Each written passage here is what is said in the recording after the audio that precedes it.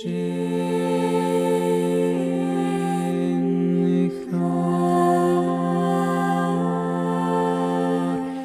para nossa alegria, nós temos a Glória, que veio fazer uma palestra, falar sobre Jesus para nós. E eu gostaria de pedir para ela fazer a prece de início.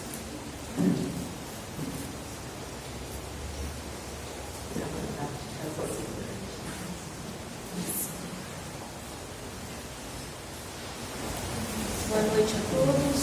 Boa noite. Encarnados, desencarnados, enfim, todos que se encontram presentes na noite de hoje, nesta casa maravilhosa de bênção, de oração, de cura, de paz.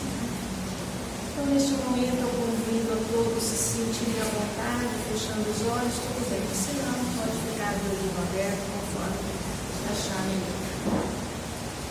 Vamos levar os nossos pensamentos ao mais alto, esquecendo os problemas lá de fora, tudo que aconteceu no dia de hoje, trazendo o nosso espírito, o nosso pensamento para esta sala, para este momento, onde a espiritualidade de luz se encontra presente. Desde as primeiras horas, ajeitando esta sala, fazendo toda a higienização e colocando para cada um o que veio buscar para a alma, para o reforço, para o entusiasmo do Espírito.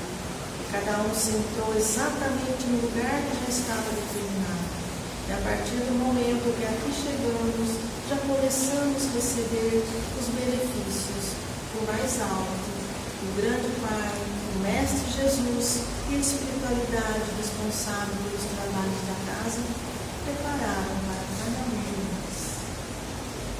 E assim seja. O meu nome é Maria da Glória, eu sou trabalhadora do Centro Nosso Lar. É um prazer muito grande poder estar aqui com vocês, porque cada vez que a gente é chamado para um determinado local, a gente tem que estudar alguma coisa, né? Tem que abrir alguns livros, dar uma lida, uma pesquisada, dar uma revisada, porque senão se perde. Então é interessante também uma sugestão para que vocês vocês mais gostarem, pode ser de através de mensagens, pode ser as obras de Kardec, dá uma estudada e se proponham a transmitir também. Né? O tema que eu escolhi que a gente está conversando hoje é: que queres que eu te faça? Então vamos imaginar primeiramente Jesus na frente de cada um de nós. Imagine que você está frente a frente com Jesus e Ele te olha bem no fundo de seus olhos e pergunta: o que queres que eu te faça? Já dá para imaginar, né? O que a gente pediu? Tem uma lista, né? Um monte de coisa. Eu estou precisando de saúde. Eu estou precisando que ajude meu filho. Estou precisando que ajude no seu tempo. É só pedir, não é? É só petição. Nada verdade. Nós somos pequenos. Nós somos muito pequenos. A gente só pede. A gente nunca olha para aquilo que a gente tem. É só por aquilo que a gente está querendo. Então, a gente pensa o seguinte: hoje eu posso, hoje eu vejo, hoje eu escuto, hoje eu ando, e amanhã ninguém sabe. Nem eu, nem cada um de vocês, nós não sabemos. Então, o momento da mudança é agora. Não é o ano que vem, não é o Natal, não é o Réveillon, é agora. Se tiver que perdoar, tiver que esquecer, tiver que abraçar, tiver que falar. Não deixar para amanhã, porque amanhã não nos pertence. Tá bom? Essa frase, então, o que queres que eu te faça? Ela aparece 2 vezes na Bíblia. Só 2. A primeira vez que nós vamos encontrar esse frase é quando Jesus, indo para Jerusalém, ao passar por Jericó, tem lá um cego. Esse cego é o Bartimeu. E ele é taxado de mendigo. Por quê? Porque em Roma os mendigos tinham uma capa, que era como um crachá. Todos sabiam que ele era autorizado pelas autoridades a esmolar. Ele podia. Era como chegava e pedia. Ele podia. Então tinha aquela capa. E o tempo passando, ele era cego. Tinha uma esperança muito grande dentro de si. O espírito dele sonhava em poder ver sonho, um desejo muito grande. Vivia da ajuda dos amigos que estavam sempre por ali, né, para dar uma comida, para trocar uma roupinha, levar para algum lugar, sem enxergar exatamente nada. Aí começou, né, o bochicho. Jesus está vindo nessa direção. Jesus está chegando. Nossa, Jesus chegando? Mas Jesus, aquele que curou o paralítico, aquele que curou leprosos, ele vai me curar também. E aquela esperança cresceu dentro do céu. Determinado dia, lá escuta aquele burburinho, aquele povo falando. Vocês imaginam bastante gente falando, né? Que não fica, né? Aquela zoeira, aquela coisa, parece que um bando de andorinha voando, guiando. E os amigos falaram, ele está vindo. O que ele fez? Não ficou lá sentado, está vindo, que bom, então vai chegar aqui. Não. Ele arrancou a capa e saiu gritando, Jesus, Jesus, filho de Davi, tenha piedade de mim. E não parava de gritar, cada vez mais alto. Jesus, filho de Davi. Quer dizer, ele estava reconhecendo que Jesus era descendente de Davi, daquela raça de Davi. Ele reconheceu isso, ele tinha toda aquela convicção que ele ia ser atendido. E os companheiros que estavam acompanhando Jesus um dia, e todos juntos, falavam, cala a boca, servo, você está atrapalhando, olha essa gritaria, olha essa berreira, cala a boca, está atrapalhando, para de gritar. E Jesus vira e diz, traga ele até mim. Ele arranca essa capa e joga. Por quê? Porque aquela capa representava tudo de ruim, tudo que ele não queria mais na vida dele. Ele não queria ser mendigo, ele não queria continuar cego, ele não queria continuar dependendo das pessoas para tudo. Então, a partir de agora, eu não sou mais deficiente. Arranca a capa e joga. A gente vai se colocando dentro dessa posição. Estamos arrancando a nossa capa e jogando longe? Ou ainda estamos segurando a nossa capa de deficiente? Agora eu não posso, agora eu não enxergo, agora eu não vejo, agora eu não dá. E Jesus olha bem para ele, né, e pergunta, que queres que eu te faça? Nós podemos falar, mas que coisa estranha, né? Se ele não enxerga, Jesus já prevê tudo, já sabe tudo, vai perguntar para o cego o que ele quer. Então vejam, por que será que ele perguntou, o que queres que eu te faça? Vocês já repararam que tem pessoas que não querem sair do lugar que estão? É assim, você chega, você fala, você explica, você ensina, você orienta. Não, tá bom assim. Eu não sei não. Não vai dar. É muito longe, está chovendo, mas de jeito nenhum. Isso acontece na maioria das vezes, é o comodismo, não quer. Então Jesus, ele não intima, ele não força. Ele fala, olha, se você não fizer o que está escrito lá, o que eu falei, viu o que estão escrevendo lá por mim, porque eu não escrevi nada, eu só estou falando, estão escrevendo, eu vou montar os evangelhos. Se não fizer aquilo, vocês vão ver o que vai acontecer. Não. Ele sempre respeitou o livre-arbítrio. Aí ele pergunta, o que queres que eu te faça? Eu quero ver Jesus, eu quero enxergar. Jesus faz lá os procedimentos, não é? No olhinho dele, depois diz, abra o olho. Bartimeu abre o olho e fala, o que você está vendo? Eu estou vendo vultos. A impressão que são árvores, mas elas se movimentam, acho que são pessoas. Então Jesus faz o trabalho em duas etapas. A primeira, ele dá um pouco da visão e vai confirmar, vai sentir se realmente existe fé. E às vezes quer, mas no fundo não está acreditando muito. Aí Jesus percebe que realmente ele tem fé. Aí ele vai para a segunda parte, põe novamente as mãos sobre as pálpebras de Bartimeu e diz, segue, a tua fé te curou. E ao abrir os olhos ele vê tudo, fica tudo nítido. E aí o que ele faz? Não vai embora. Ele não vai, então agora tá bom, agora tchau. Não, ele segue Jesus. E é mais um apóstolo ao lado de Cristo, acompanhando Jesus. A gratidão, não é? Só que a partir daí, do momento que ele começa a ver, ele já não tem mais ninguém ajudando ele. Já não tem mais ninguém dizendo, olha, eu trouxe um almocinho, eu trouxe um sanduíche, eu trouxe um refrigerante. Acabou. partir do momento que nós começarmos a enxergar, abrir o nosso espírito, esse potencial que todos nós temos aqui dentro, a partir do momento que a gente abre esse potencial, a gente tem que seguir em frente. Tem que mostrar a determinação. Ele não saiu gritando: Jesus, Jesus, tenha piedade de mim, filho de Davi. Ele mostrou essa determinação, essa força, esse querer. E conseguiu. Aí ele sabia que ia começar o sofrimento. E quanto mais enxergarmos, mais sofrimento teremos. Por quê? Porque você vai sentir o sofrimento do teu irmão. Você vai perceber a necessidade do outro.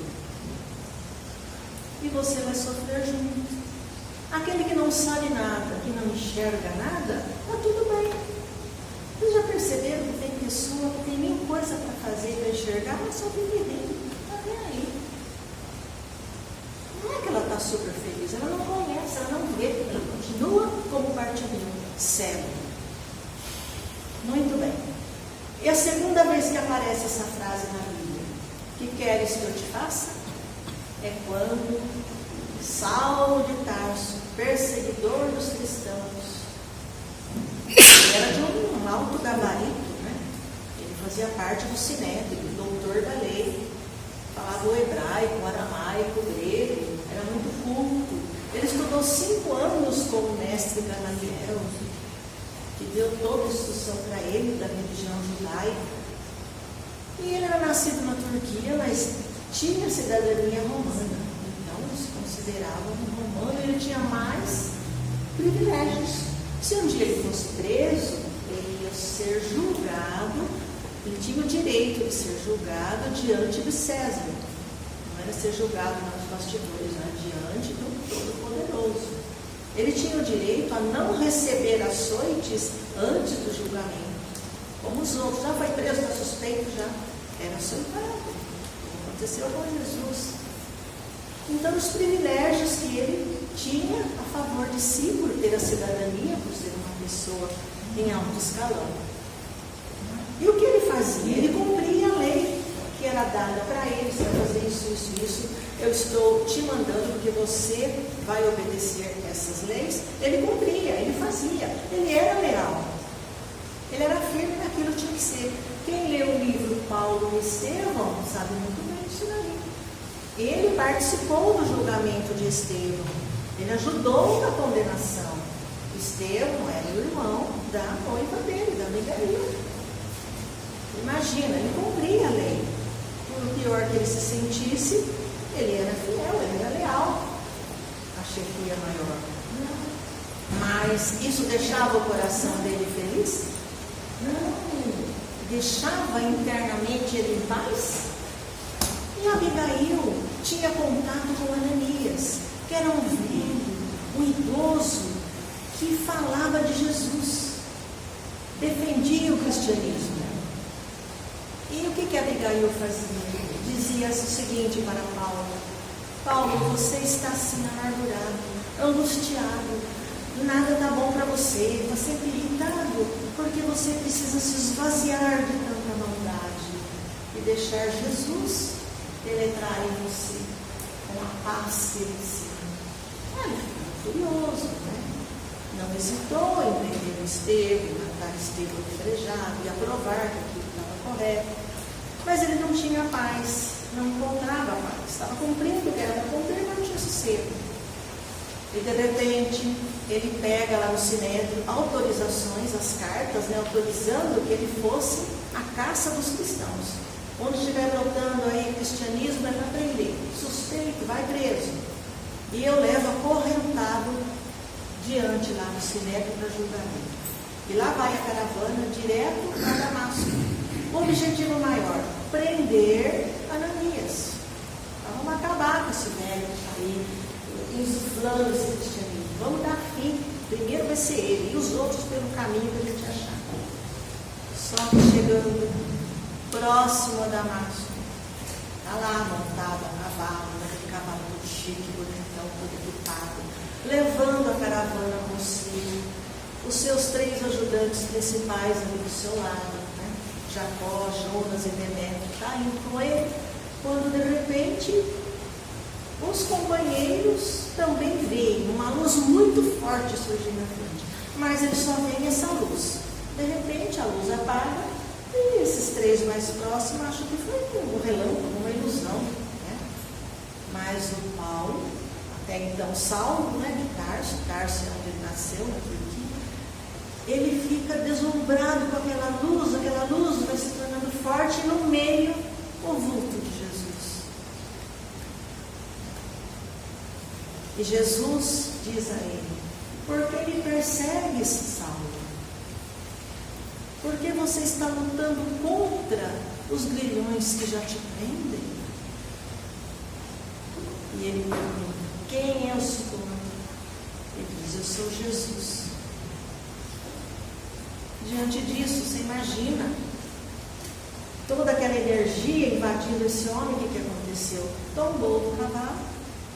E Jesus diz: levanta-te, Saulo, levanta, que eu tenho uma missão para você.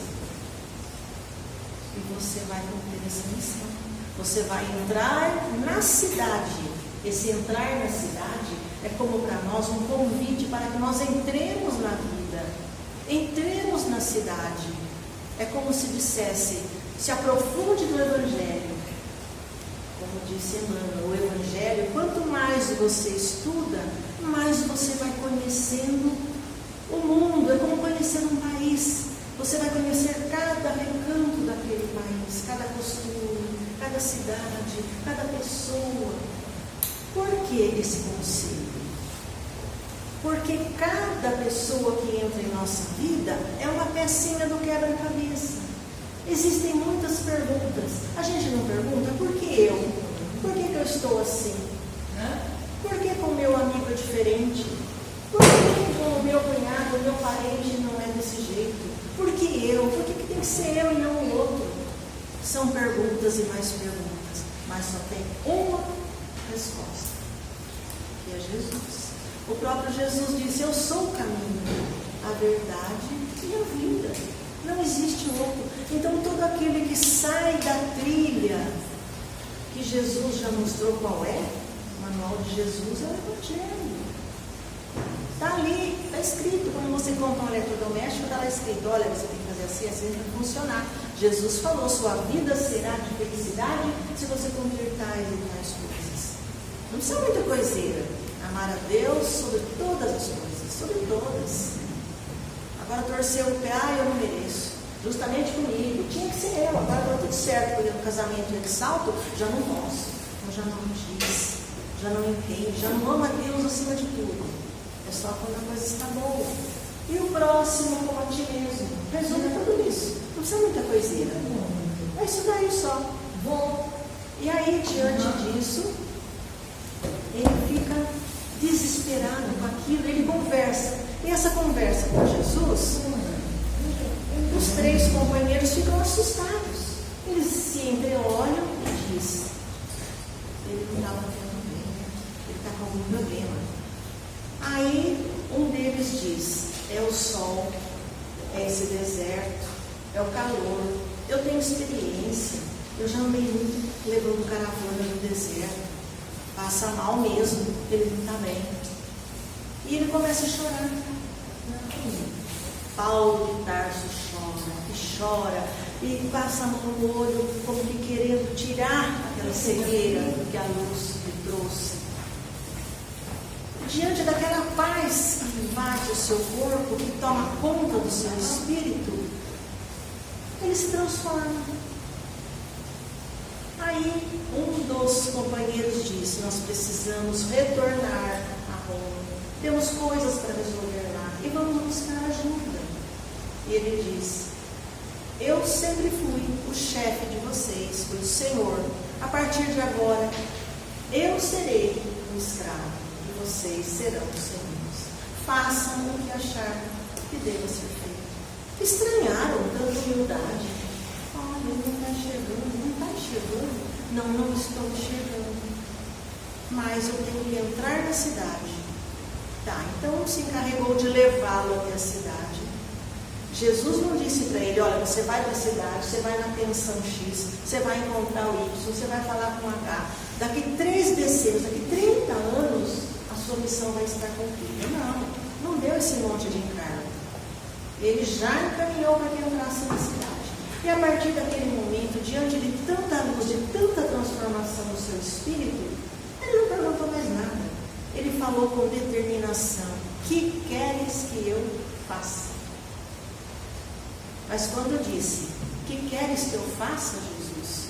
Ele já disse mudando, ele não ficou, ai, mas eu estou tão triste porque eu matava cristão, eu estou arrependido, agora que eu estou torto, eu estou vendo. É lamentar o que passou, lamentar o que não tem mais conserto. Não. Era um homem forte, um homem de personalidade. O que queres que eu faça? Como quem diz, agora eu só mudei de patrão, vou continuar fazendo, mas o que queres que eu faça? Vai evangelizar, vai entrar primeiro em Damasco, entre na cidade, lá você receberá as orientações. Confiou, teve fé e foi, embora cego, foi conduzido. Lá o companheiro arrumou uma pensão, colocou, não demorou muito, Jesus falou com Ananias. Ananias captou a mensagem do Cristo.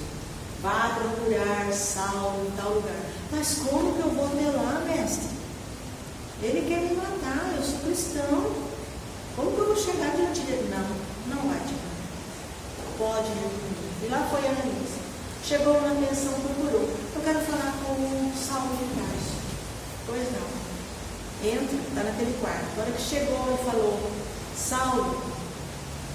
Saulo assustou, ele tinha procurado um amigo antes, quando ele estava cego, mandou que o companheiro fosse lá procurar, um grande amigo, né, da alta cúpula. Quando o amigo soube que o problema era cegueira, falou, olha, não dá para você vir aqui hoje, é meu amigo, mas eu estou com a casa cheia de pessoas que vieram para uma grande reunião, vai ficar desagradável para ele, né, diante de amigos assim, ele cego, hoje não, pois eu vejo onde ele estiver hospedado. E o Saulo, naquela esperança de que ele veio me visitar. Quando entrou Ananias e disse, eu sou Ananias. Imagina, você perseguindo alguém, e aquele perseguidor chega até você para te curar. Eu vim para te curar. E ele, tudo bem, ficou feliz, né? Mas como? Queria pegá-lo, prender, arrastar, acorrentado. E agora ele veio para me salvar. E Ananias põe as mãos nos olhos de Saulo de Tarso e caem escamas. E a visão volta. E a partir daí, ele assume a missão de evangelizar. Em nenhum momento ele falou, bom, agora deixa eu sentar, pensar, o que eu vou fazer? Porque, veja bem, o irmão da minha noiva foi morto, eu tive culpa, eu matei tantos cristãos, eu vim para perseguir, eu vim para matar. E agora, eu vi Jesus, eu estou mudado. Não. Simplesmente tomou do que ele precisava, que era a espada de luta, e foi em frente para cumprir a missão. E durante 30 anos, ele levou o Evangelho para todos os recantos que ele pôde. Oriente, Ocidente, onde mais ele pôde, por todo lado do Mediterrâneo, espalhando a palavra de Cristo. E assim ele seguiu, na maior fidelidade, com a maior fé, sem esmorecer. Mas não foram tudo flores. Foi preso por diversas vezes, sofreu um naufrágio, ficou isolado numa ilha, passou necessidade, e tudo que a gente pode imaginar. Ele não foi morto como Pedro, porque de uma certa forma na evangelização isso juntou a Pedro e a Tiago. Ele não foi morto. Pedro foi crucificado de cabeça para baixo. Né? Ele não foi assim. E existem muitas divergências como exatamente que ele foi morto. Mas chegando ao final desses 30 anos de evangelização, se tornou o maior apóstolo do cristianismo. E é maravilhoso a gente ver sobre a vida de Paulo, né? E poder ver também junto com Pedro, onde fala São Pedro e São Paulo, os dois grandes mostradores do Evangelho. E ele termina a sua missão aqui na terra, a missão que Jesus lhe passou, dizendo, eu venci o bom combate, porque hoje não sou mais eu que vivo em Cristo, mas é o Cristo que vive em mim. Então que a gente pense um pouco sobre isso. Será que nós também seríamos capazes de assumir uma missão, ser fiel a essa missão? Perguntando a Jesus, o que queres que eu faça? E receber a intuição, e pegar cada pecinha do grande quebra-cabeça que Ele põe no nosso caminho. É uma pessoa difícil, é uma pessoa mais fácil. Coisas que vão acontecendo, e a gente vai colocando o nosso pé, e Jesus vai colocando o chão, e a gente vai caminhando. Nós temos que parar de querer apenas o chão e não pôr o pé. Se a gente se propor a fazer alguma coisa, por exemplo, a partir de agora eu vou ver as pessoas que necessitam, vou me voltar para a pobreza e realmente arregaçar as mangas, iremos dando os passos e Jesus nos pondo no chão. E as pecinhas vão chegando, os caminhos vão se abrindo, porque tudo vai depender de rasgarmos esse véu que cobre os nossos filhos. Potencialidade todos nós temos. As mãos cheias de sementes. Mas sabe o que nós fazemos? Olhamos a semente, mas cadê o fruto? A gente já quer colher o fruto. Não podemos. Temos que aprender a semear e esperar. Muitas vezes vamos colher o fruto daqui 2 anos, daqui 5, daqui 10, daqui 30, como Paulo. Né?